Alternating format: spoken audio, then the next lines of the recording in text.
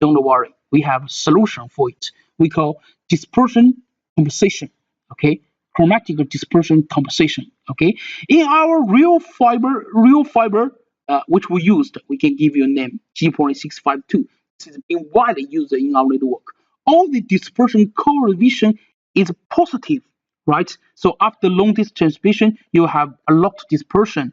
So they will affect the service quality. So can we discover some fiber which has negative dispersion coefficient? So after my signal transmitted in this fiber, my pulse will be become to the original type. So actually we have a special fiber called DCF, dispersion compensation fiber. You just needed to connect with our G.652. It will be realized the positive dispersion for us. Okay, so that's the DCF. Actually, this fiber you cannot see it because we put this fiber into one module which called DCM, dispersion compensation modules. Okay, so you will see these modules in your network. Okay, after we know the features of our fibers, so let's introduce. Okay, actually we have another dispersion in our fibers, that is PMD, polarization mode dispersion. But don't worry, this PMD you only have it for very high range service, such as 40G service, 100G service. For very low range service, you don't have PMD. You only have chromatic dispersion. Okay, you only need to figure out how do we fix the problems in chromatic dispersion. Use DCF or something. But for very high speed service, 100G or 40G, because we change the modulation. For 100G, we use a very special modulation. This modulation we call coherent modulation. This coherent modulation will split your service into different polarization, such like this way, Y pole. So we can carry different bytes in different pole. Okay, X polarization, Y polarization. So we can transmit the service by the same frequency at the same time. So the bit range, the capacity can be much higher. That's the modulation we used in high range service. Okay, but you know this fiber is pure cycle. Okay, because it will affect by the Earth's gravity. So actually, the X pole, Y pole may be the density may be different. So if the density is different, actually then X pole, Y pole, the reflection index is different. That will make your transmit speed in X pole, Y pole will be different. So after long distance transmission, makes X pole is running faster, Y pole is running slower. So we send it at the same time, but in the receive station, they are not arrived in the same time. So they will have some delay. So that will make you have bit error. So that's PMD. But it doesn't like your dispersion chromatic dispersion. I can use the DCM to fix this problem. This PMD, if you have it, you don't have any solution to fix it. So the only way to fix the PMD problems is upgrade the manufacturing process. So to reduce the density difference in X pole, Y pole, okay, to reduce the PMD problem. So right now, don't worry, it cannot affect our network too much. We just have it, okay?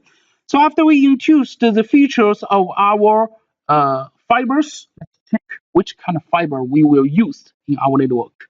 We have three different fiber being widely used. The first version is G.652. It is widely used in China and has zero dispersion in 3010 nanometers over here. This real line.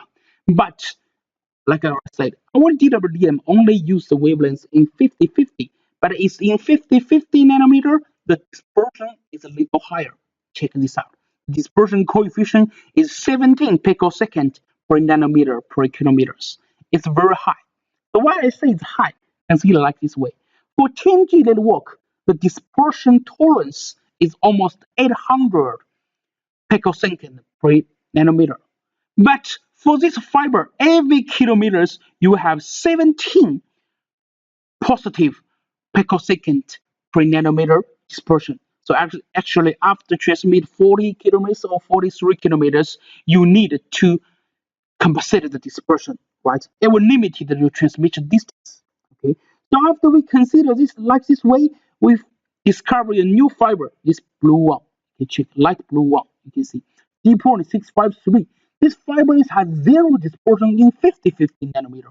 Okay, and but after we use it in real network, we find out because it has zero dispersion in 50-50 nanometers, it will make us has another problems. It's called full wavelength mixing, which is short for FWM. Okay, this FWM is a non-linear problems. Non-linear is very hard to fix it. If we have non-linear problems, the only thing we can do is to avoid the non-linear. So, because the G.653 have FWM non-linear problems, so we cannot deploy it in DWDM network. But don't worry, this G.653 can use in other transmission network, such as CWDM and SDH, or maybe other communication network. Okay, but so after we thought dispersion too high is not good, dispersion zero is not good, so we discovered the new fiber G.655, which has small dispersion in 50-50 nanometers, and it's very and it can control the long layer effect. No any long layer effect in this G.655. No any FWDM. Okay, FWM. Okay, so this is fiber we widely used. Okay, but G.655 is widely used in 10G network. Okay, that's all the fiber. So actually, we have other fibers such as G.654, but don't worry, it's not for us. G.654 is for undersea communication.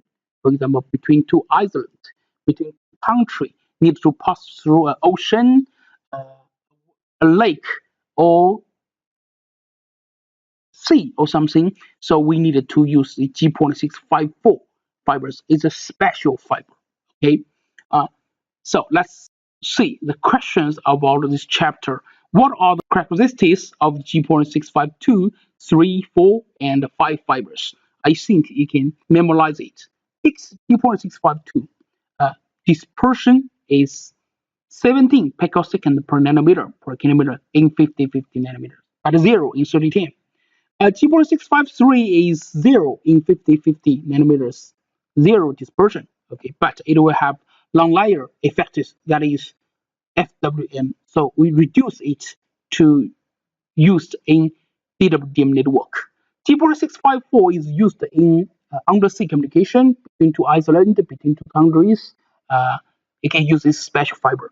G.655 is a special fiber which only have a very short dispersion in 50-50 nanometers. The value is almost 4.5 picosecond per nanometer per kilometer.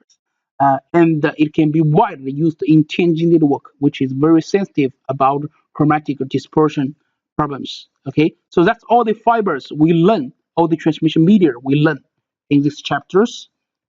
Okay, so we are finished about this transmission media.